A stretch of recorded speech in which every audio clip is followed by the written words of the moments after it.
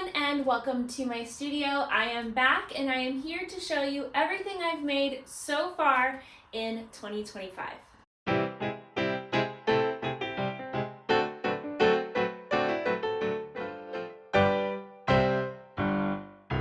Okay, so we have just gotten into May of 2025, which is a little over. We're like into the second quarter if we want to be honest about it. I thought it would be fun this year to check in more often since I'm not doing individual makes videos that much anymore. I thought it would be fun to do a quarterly-ish check-in of everything that I have made so far. So I have made 6 things in 2025 this year, and 6 things in 4 months I feel like is a good pace of sewing, and I thought it would be fun to pop on and share them all with you now because they're about to, not all of them, but some of them are about to be very out of season. So I just wanted to come on and show you that I am actually sewing things, even though I have not been posting my individual makes posts anymore. So first up is this Grainline Studio Tamarack jacket.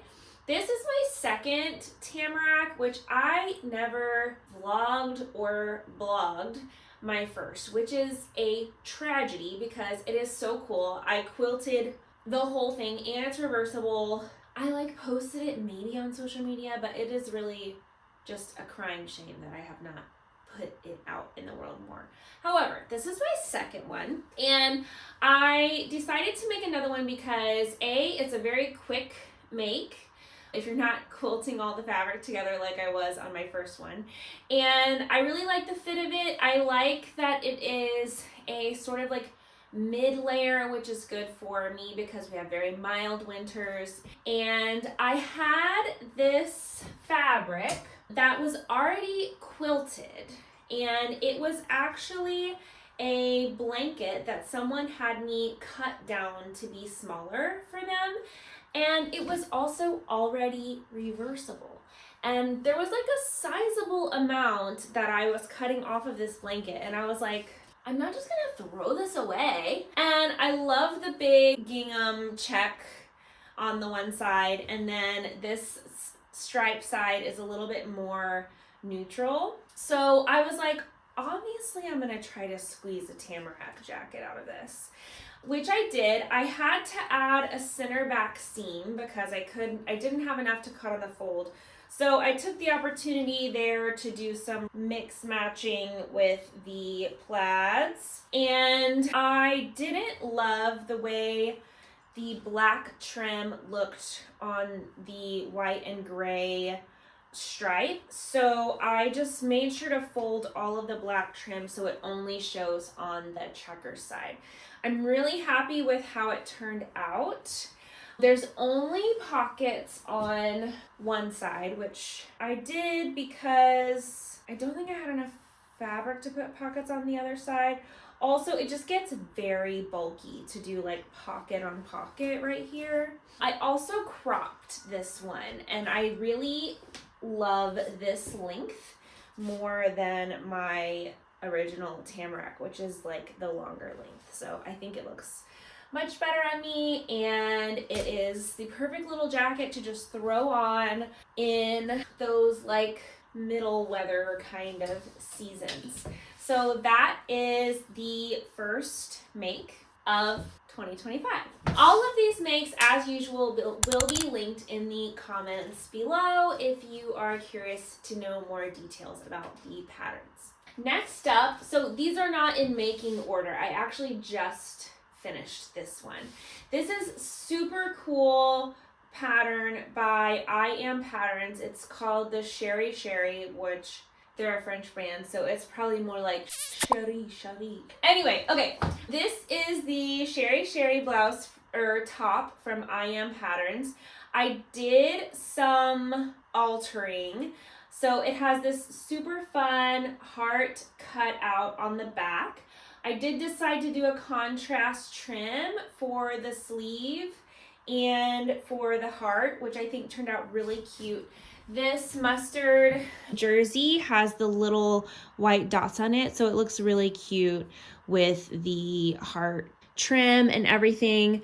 My heart is a little bit wonky looking right here. Like this point really wants to be further down, which is my fault because I went rogue on the construction. I had to recut the heart trim anyways because I had stupidly interfaced it thinking like this needs to be interfaced. It's like a cutout. But it's really, since it's knit, it's made to stretch into the shape, which helps it to sit right and fold to the inside like you would a neckband. So I had to recut because my interfaced pieces weren't stretching. And then I was like, what if I try to eliminate, because the original pattern has a seam here and here, and you sew the two back pieces separately like this. You can see there's a center back seam here, and you're supposed to sew the two back pieces separately, and then like the trim to the heart to the cutout, and then sew it all down the center back and serge it. But I was like, that's not gonna look clean, and like the serged edge is gonna poke out of the heart point, and like I probably could have folded it under and tacked it down so it looked a little bit nicer. But I was like, I'm up for a challenge. So I tried to cut the heart trim all in one go so you wouldn't see any of the serged stuff. It was like halfway successful. Like I said, I couldn't really place the point of this heart very well, so it does poke out weird. But honestly, it's a t-shirt out of a knit, which is very not structured, that has a giant cutout. So it's not gonna look perfect, y'all, even if you follow the instructions, okay? But in the future, if I make this top again, which I don't know if I will, not because I didn't like it, but because it's like such a unique, like how many heart cutout tops do you need? In the future, I would follow the instructions and just tack the serged edge under. But I also hemmed it a little bit shorter. I didn't totally crop it because I did like the way it looked with a front tuck. It's very boxy. And I made the neckband much skinnier. This pattern has like a stand-up neckband, which I will not be having any of that in the summertime.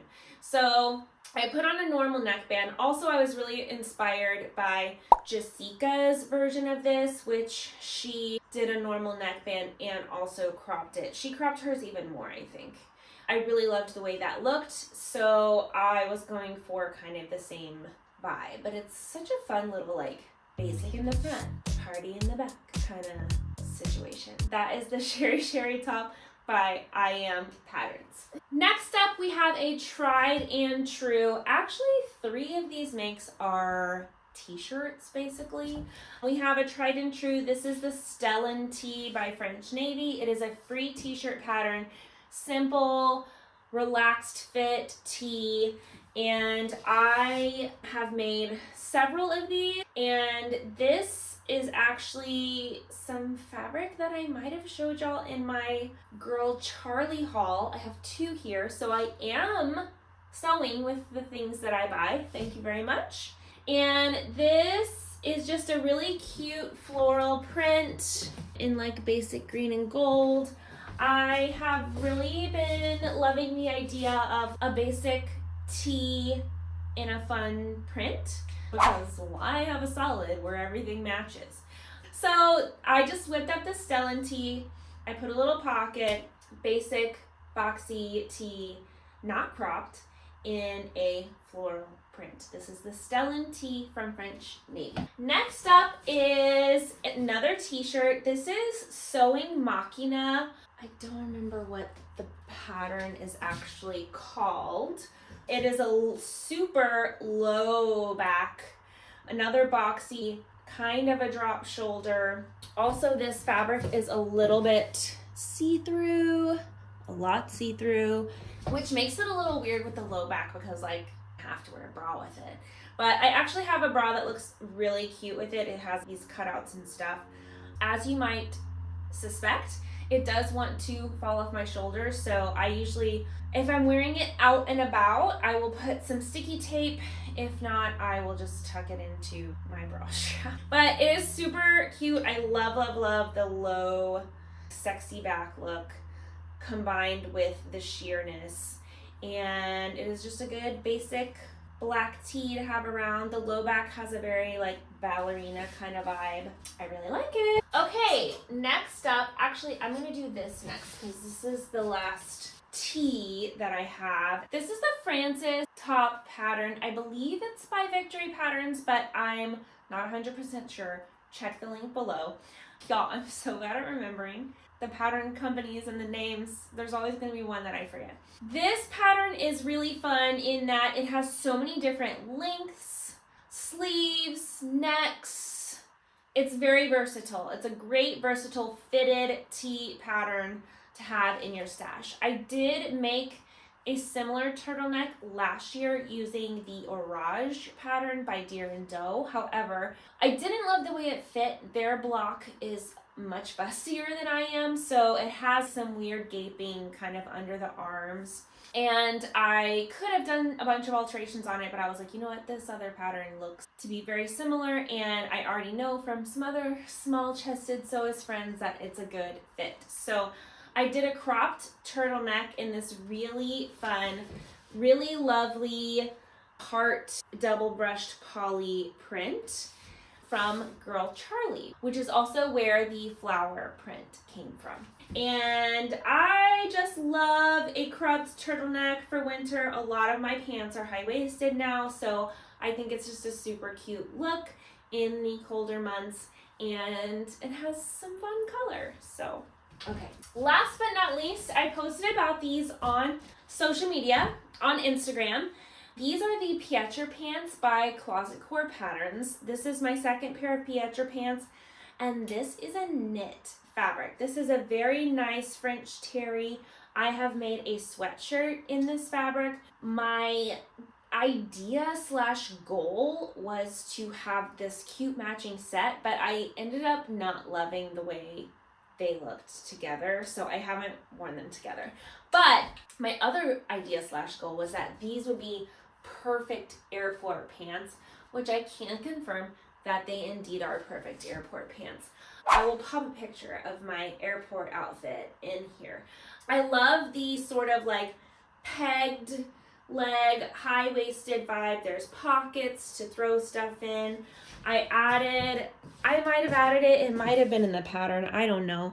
I added some top stitching down this front seam here, which looks really nice and gives it an elevated look. They look a little sloppy on the hanger, but I promise you they're so cute and like polished looking in real life, and because they're a knit, they're so comfy. They're so comfy to wear on the airplane. This is like a super dark navy, but this idea would also go, I would go with this, like a kind of structured French terry. This doesn't have a ton of stretch. Or a Ponte de Roma knit would also go really well. Something structured that's still comfortable, since this pattern is meant for a woven. I did not make any changes to the pattern. I did not cut it smaller. In hindsight, maybe I could have, but honestly, I feel like it turned out fine without sizing down. I might have pulled the elastic a little bit tighter in the waist. I did still add interfacing to the pant facing. That's very important to help the top hold its structure really well. Anyway, these are so awesome and so great for travel. And I had hinted at maybe doing another pair in that denim look knit that I got in my last video, but I don't know. I feel like they're like too close to the same color, so I don't feel like I can do that now. Anyways, Pietro Pants from Closet Core Pattern. And that is it. That is everything I've made so far in 2025.